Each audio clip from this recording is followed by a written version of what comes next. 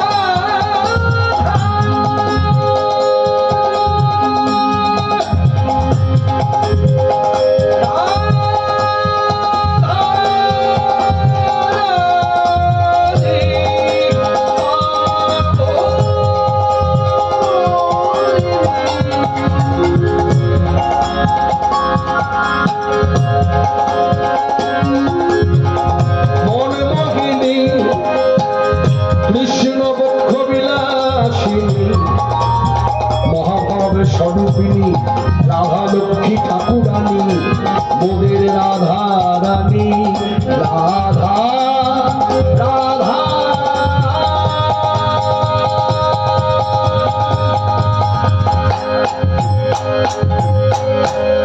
আছে সেই রাধা রানী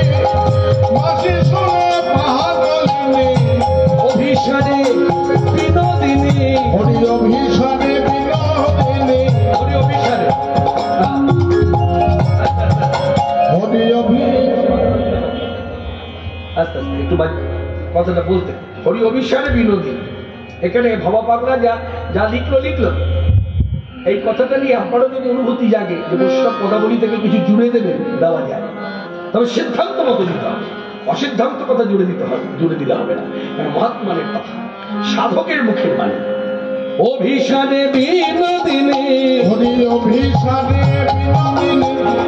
বীর সুমীরে যমুনা তীরে বসতি বনে